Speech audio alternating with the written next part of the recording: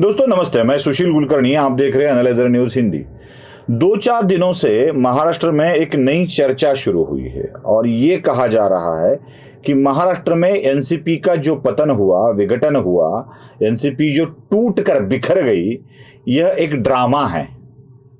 कहा जाता है कि शरद पवार और अजीत पवार दोनों एक है और दोनों मिलकर ये ड्रामा खेल रहे हैं। मतलब ऐसे नहीं लगता है। एक तावरे है शरद पवार के पुराने स्नेही हैं और वो ये दावा कर रहे हैं कि ये दोनों मिले हुए हैं, क्योंकि अजीत पवार अगर जाते और शरद पवार इससे दुखी होते तो थोड़ा सा तो दुख शरद पवार और सुप्रिया सुळे के मुख पर दिखता, थोड़ा सा तो दुख दिखता। दिख नहीं रहा। ये बड़े हंस हंस के दुनिया से बातें कर रहे हैं और यही हंसी दर्शाती है कि ये दोनों एक है। ये जो स्वांग रचाया गया है, ये जो ढोंग किया जा रहा है, ये बिल्कुल ही गलत है, ऐसा उनका कहना है। हर एक का अपना अपना नजरिया होता है। जैसे ही तावरे जी ने ये कहा, वैसे ही शरद पवार के एनसीपी का एक गट, अभी जैसे शिवसेना अलग हो गई और उद्धव बाला साहब ठाकरे का गट अलग हो गया, वैसे अभी शरद पवार का एक गट अलग हो गया है। एनसीपी अभी अजीत पवार के साथ हो गई है। तो वैसे शरद पवार के साथ जो लोग हैं, ये भी इसको उठाकर चलाने लगे हैं कि नहीं, हम सब एक है, हम सब एक है, हम सब एक है। अब एक क्यों है? देखो कितनी खतरनाक चालें बताई जाती है।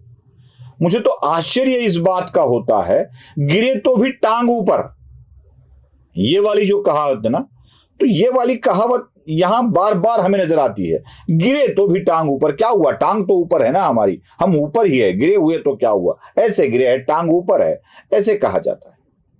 ये क्यों कहा जा रहा है? ऐसे इस तरह की अफवाहें क्यों फैलाई जा रही है? क्या सच है इसमें? एक बात आपको जरा ध्यान रखिए।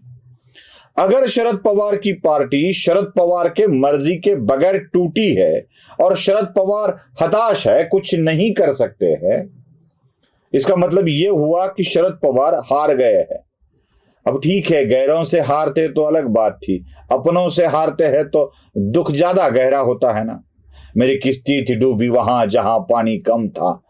उसको शेर का मालूम है आपको? स्टार्ट क्या है? अरे गैरों में कहां दम, हमें तो अपनों ने लूटा, गैरों में कहां दम था। जो अपनों ने लूटा होता है ना, वो बहुत गहरा घाव कर जाता है। और जब अपने लूटते हैं तो नहीं, कुछ भी तो नहीं हुआ, अपनों ने नहीं लूटा है, हम तो साथ है, हम तो ऐसे कर रहे हैं। जब कोई बच्चा गिरता है ना, और गिरने के बाद पहले उसे जख्म तो बहुत होता है, लेकिन उठकर देखता है कोई देख तो नहीं रहा है।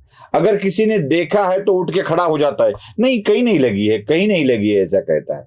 लेकिन बाद में जब वो दुनिया से दूर हो जाता है ना, तब उसको पता चलता है कहां कहां लगी है। ठीक ऐसी ही बात हो रही है।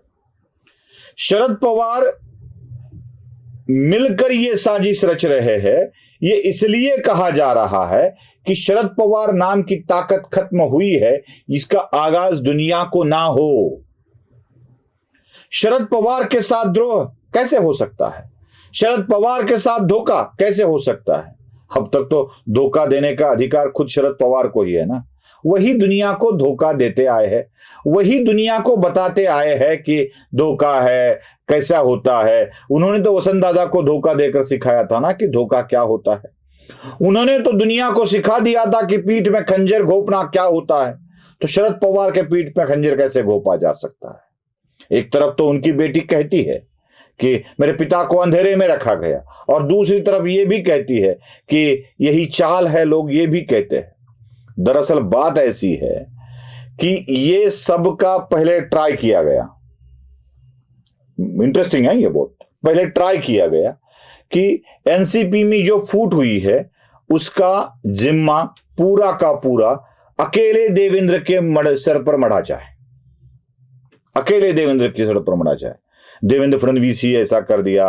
देखो किस तरह की गंदी और ओछी राजनीति करते हैं देवेंद्र फडणवीस। महाराष्ट्र के कच्चे नेता को खत्म करने की साजिश रची गई है। लेकिन जब पता चला कि अगर ये अकेले देवेंद्र के सर पर मढ़ा जाए तो देवेंद्र तो ग्रेट हो रहा है, शरद पवार को वो परास्त कर सकता है, ये दिखाने की कोशिश हो रही है, ये साबित हो रहा है। अगर ये साबित हो रहा है तो शरद पवार बहुत अच्छी राजनीति नहीं कर सकते, यह भी दुनिया के सामने आ जाएगा। और शायद देवेंद्र को बड़ा कहकर शरद पवार को कम दिखाना इनके लिए बहुत ही दुखद होगा। देवेंद्र फडणवीस की छवि अच्छी ना हो, इसलिए ये सब मिलकर काम कर रहे हैं, यही दिखाने का प्रयास है। इसमें भी एक और बात है, अगर आप उद्धव ठाकरे के साथ ऐसा व्यवहार कर रहे हैं, उनको साथ लेकर उद्धव का बोझ सर से उतारने के लिए, तो देखिए ना कितनी कितनी गंदी तरह की राजनीति होगी। सीधे सीधे कह दो ना उद्धव ठाकरे से कि भाई अब निकल जाओ, अब हो गया, अब नहीं हो सकता। ये तो आप कहते नहीं हो, और उद्धव का बोझ उतारने के लिए अपने ही भतीजे के साथ मिलकर ऐसा षड्यंत्र रचा जाता है। अगर ये एक है तो, लेकिन ये नहीं है। दरअसल बात ऐसी है कि अजीत पवार कब निकल गए ये शरद पवार को ही पता नहीं चला, या पता खुद करके नहीं लिया शरद पवार ने। लेकिन शरद पवार किसी भी मुंह पर गिरे, अपने ही ये इनके पास शोले वाला सिक्का है, वही वाला सिक्का जिसका एक छोर और दूसरा छोर सेम है, यही उठा के शायद शरद पवार अपनी साख को अच्छी बना के रखना चाहते हैं। आपको क्या लगता है? कमेंट बॉक्स में जरूर कहिए। लाइक, शेयर और सब्सक्राइब जरूर कीजिए। धन्यवाद।